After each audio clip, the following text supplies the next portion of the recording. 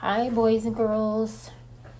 I haven't sent a Monday morning video out to you now for 2 weeks. I've missed you. Hope you've missed me as well. Believe it or not, it is May. We're in the month of May. It is a little hard to believe. I believe we're down into the 20-something student days countdown for student days left in the year. So that's a little hard to believe. Something special about this week. I know some of you have been participating in the Google form that was sent to you with showing some thank yous and some appreciation for staff members here at Southside or in the run-of-the-mill of your school day, including bus drivers, custodians, cafeteria workers, and all of that. It is this week Staff Appreciation Week. We celebrate it every year. This week every year. It's usually the first full week in May, and we will be celebrating that every day this week.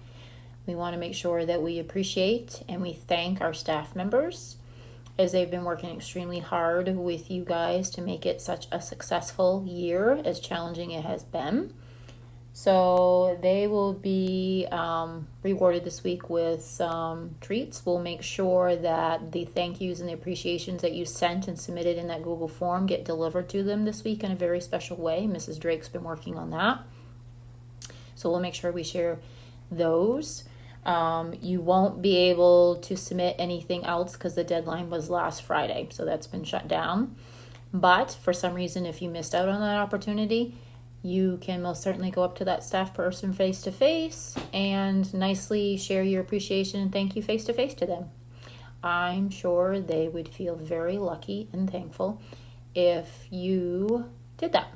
So, staff members, thank you so much for all of your hard work, efforts, pitching in, rolling up the sleeves.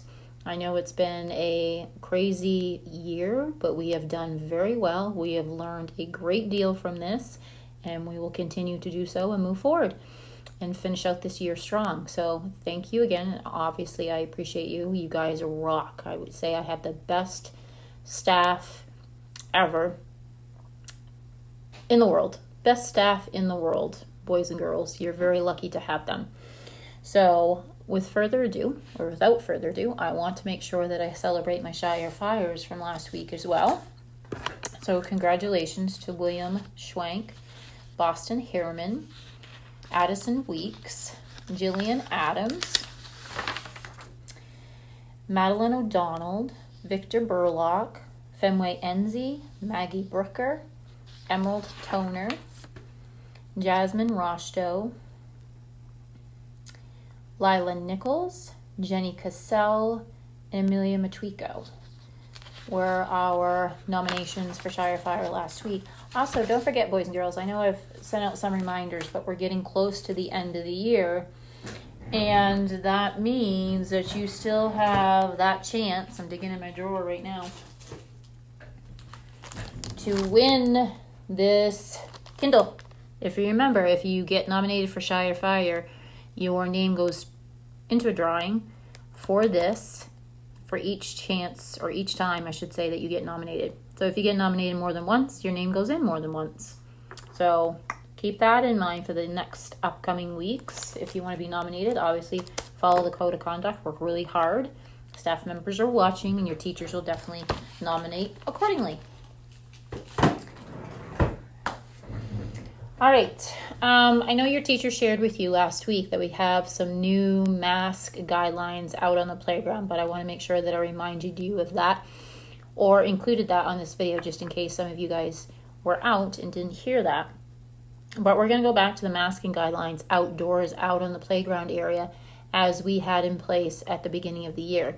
If you remember, all masks have to go outside with you. You can wear them on lanyards. Check with your teacher if you need a replacement for your lanyard. We have some extras here in the office as well, teachers. And then it is always with you. When you're outside and you're playing around or socializing with your friends and you have to come within your 6-foot bubble, so less than 6 feet, you're going to have to put the mask on. But if you're outside of that 6-foot bubble with friends and whatever you may be doing out there, the mask can come down and you give yourself a little bit of a break.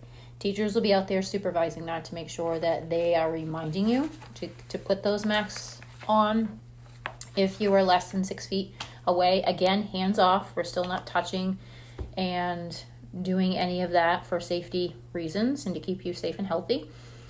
That also leads into, you'll probably notice that some stencils have started being painted out on the playground, on the pavement. We have a conflict resolution circle out there. I think we have a Foursquare game going on, maybe a hopscotch, and I know our custodians are going to be working on more of those game type stencils out on the pavement for you. Some of them we are not going to be allowed to use so far this year. Foursquare we're not going to be allowed to use.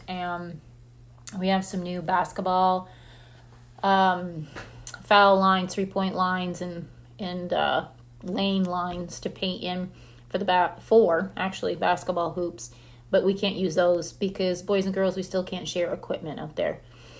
Which means that I know this is the time of year that you normally bring maybe a soccer ball or a glove and a soft type ball, a squishy ball or a bouncy ball, or a basketball to use from your home and share with your friends, and however, we can't do that. So please don't bring any of those type of equipment from home into the building, because hopefully maybe next year we can start doing that. For the remainder of the year, we cannot share equipment still, and we should not be bringing that from home to share with our friends outside.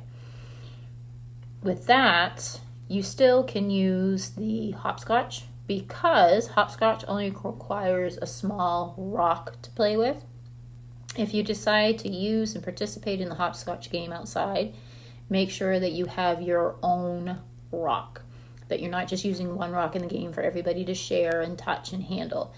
But if you have your own rock, for instance, if 3 people were playing the game and each person had a rock, that's 3 rocks, and as long as you know which rock is yours, you don't have to touch and share anybody else's. So that kind of solves that problem. So go ahead and play hopscotch and have fun. Hopefully I can get out there and watch you guys participate in that. One last thing that I wanted to touch base with you is, I know your teachers have been talking to you about state testing. State testing is something that we do every year. It's required. So our face-to-face learners are going to be doing it here at Southside. Our remote learners are going to have to be doing it as well. They're going to be doing some of it from home, and some of it they're going to have to come into the building at the end of the day to do. It is pretty important. However, I don't want you to stress over it. It's just like a regular STAR test that you would normally take. It's going to show us and give us a snapshot of what you've learned this year and how far you've come, what is left for you to learn, so we can kind of look forward to next year, what you should be taking for classes, what your programming will look like, so we can continue moving you forward in your academic growth from where you're at now and where you need to be, or where we want you to be. So please take it seriously. Please take your time. Put your best effort in it. That's all we're asking, as you would with any other test.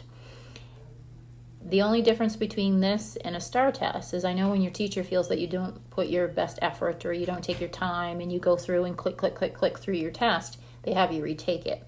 This one is not going to allow you to retake it. So you get one shot to show us how well you can do. And we do kind of have a reward, so to speak. If you show your best effort into your testing, we are trying to, as a staff, to get together some type of a fun day at the end of the year. In the past, we've kind of called it field day, but with COVID restrictions, we haven't been able to do, or we wouldn't be able to do, like the traditional field day that we have, where everybody is outside, nobody's wearing a mask, everybody's running around and playing different games at different stations, and it's just kind of competitive fun. We have fun all day long. We're going to try to create and plan something similar to that within the healthy guidelines and the COVID restrictions for your benefit, to kind of end the year where we know you guys have worked really, really hard.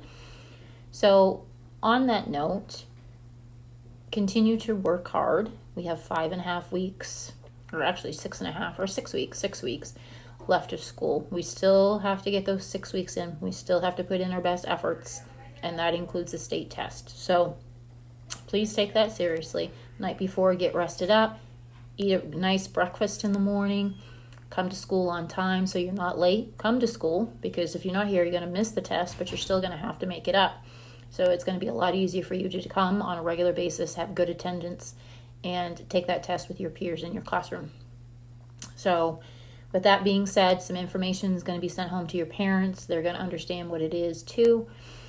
And then we'll just go from there. I know each grade level is going to be testing a different week. Your teachers will give you that information and share that with you. So best efforts. Miss Peterson is going to be watching you and knowing how well you are doing, so we can continue those plans for that special field day at the end of the year that we hopefully will get to by finishing out the year strong, safe, and healthy. So on that note, that's my Monday morning video. I will see you around. Have a great week, everyone.